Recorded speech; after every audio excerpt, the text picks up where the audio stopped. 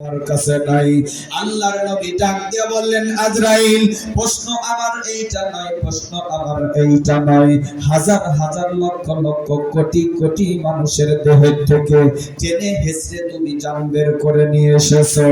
বলো তো আজরাইল, জীবনে কি কোনোদিন তোমাকে কোন মানুষকে জান কবজ করতে গিয়া কোন মানুষের ভিতর থেকে জানটা টেনে হেসড়ে বের করতে জীবনে কি কোনোদিন তোমার একটু কষ্ট লাগে নাই? কষ্ট লাগে নাই? এবার আজরাইল মাথাটা নিচু করে দিয়ে ডাক দিয়ে বলে, নবী গো, আপনার সামনে আমি আবল তাবল কোনো কথা বলতে পারবো না, একটু ভেবে চিন্তে বলতে হবে। এক পর্যায়ে আজরাইল ডাক দিয়ে বলে, নবী গো, আমি বহু মানুষের জান কবজ করেছি, কত মানুষের বুকের থেকে সন্তানকে কেড়ে নিয়ে এসেছি, কত সন্তানের কাছ থেকে বাবাকে কেড়ে নিয়ে এসেছি, কত সন্তানের কাছ থেকে মাকে টেনে হেসড়ে নিয়ে এসেছি। তবে জীবনে কোনোদিন আমার কষ্ট হয় নাই, কষ্ট হয় নাই। তবে দুইটা জান কবজ করতে আমার কষ্ট হয়েছিল। কয়টা জান কবজ করতে? দুইটা জান কবজ করতে আমার কষ্ট হয়েছিল। আমি আজরাইল, আমার চোখ দিয়া পর্যন্ত পানি বের হয়েছে। আজরাইলের চোখ দিয়ে পানি বের হয়েছে, যাই তাই কথা। আজরাইল ডাক দিয়ে বলে, নবী গো, আমি আজরাইলের চোখ দিয়ে পানি বের হয়েছে। আল্লাহর পয়গম্বর ডাক দিয়া বলেন, আজরাইল, সেই দিনটা কোন দিন, সেই মানুষটা কোন মানুষ আমি একটু জানতে চাই। আল্লাহর পয়গম্বর বলার সঙ্গে সঙ্গে আজরাইল কাঁদতে ডাক দিয়া বলে, নবী গো, সমুদ্রের মধ্যে একটা জাহাজ চলতেছে। কি চলতেছে? সমুদ্রের মধ্যে একটা জাহাজ চলতেছে।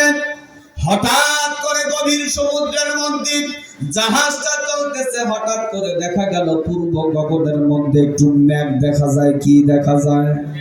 কিন্তু মেঘটা ছিল একটু ভিন্ন। যারা মুরব্বীরা আছেন তারা বলতে পারবেন, উপরে কালা আর নিচে একটু লাল লাল মেঘ দেখা যায়। এইটা কিসের লক্ষণ? বলেন তো কিসের লক্ষণ?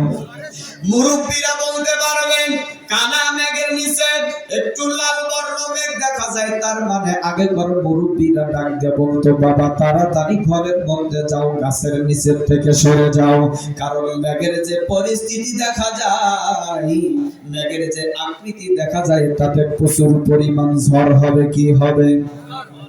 আজরাইল ডাক দিয়ে বলে, কঠিন সমুদ্রের মাঝখানে জাহাজ চলতেছে, তাকায়া দেখি পূর্ব গগনে প্রচুর পরিমাণ কালা মেঘ দেখা যায়, নিচ দিয়া লাল বর্ণ দেখা যায়, তার মানে প্রচুর পরিমাণ ঝড় হবে। ঠিক কিছুক্ষণের মধ্যেই ঝড় শুরু হলো, বৃষ্টি হলো, তুফান শুরু হলো।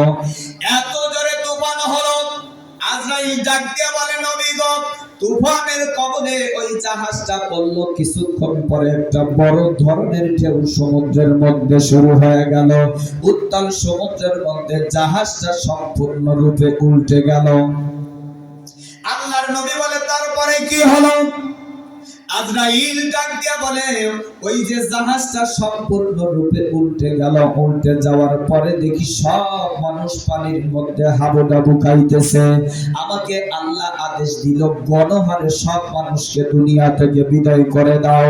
আমি সব মানুষের জান কবজ করা শুরু করলাম।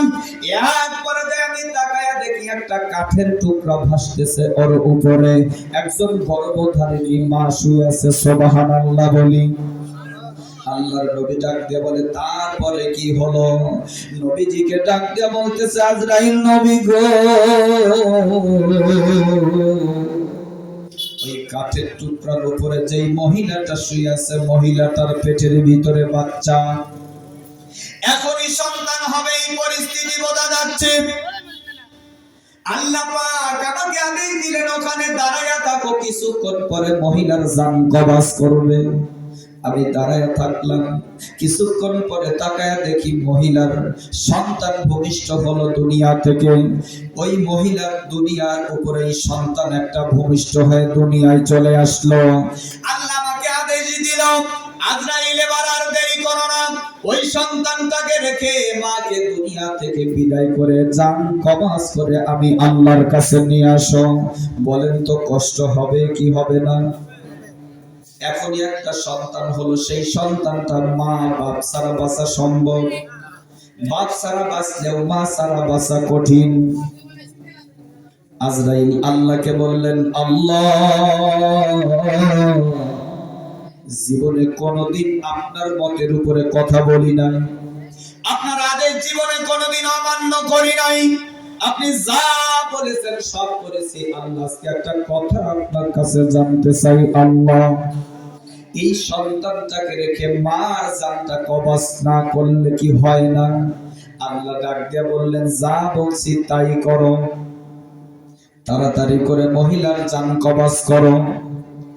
আল্লাহর পয়গম্বর কি আজরাইল ডাক দিয়ে বলতেছে, নবী গো, আমি ওই মহিলার জান কবজ করার জন্য যখন সামনে অগ্রসর হলাম, তাকায়া দেখি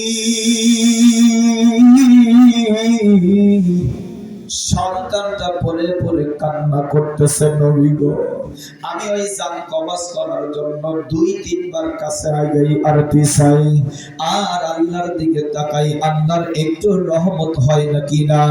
একটা বার বলে কিনা, আজরাইল থাক, জান কবজ করা লাগবে না। কিন্তু নবী গো, আল্লাহর কোনো আদেশ পরিবর্তন হলো না। আমাকে আবারও করা নির্দেশ দিয়ে বলা হলো, আজরাইল তুমি জানটা কবজ করো, তাড়াতাড়ি করে মহিলার জানটা কবজ করো। নবী গো, আমার খুব কষ্ট হলো। আমি আজরাইল, আমার চোখ দিয়ে দর দর করে পানি সেদিন পরে আসলো। ওই মহিলার জান কবজ করতে গিয়া আমি আজরাইল কান্না করেছিলাম। কোন সুবহানাল্লাহ, আরো জোরে বলুন সুবহানাল্লাহ। আল্লাহ, তোমার একজন বান্দা 500 টাকা দিছেন, অসুস্থ মানুষ। আল্লাহ, লিল্লাহি তাকবীর।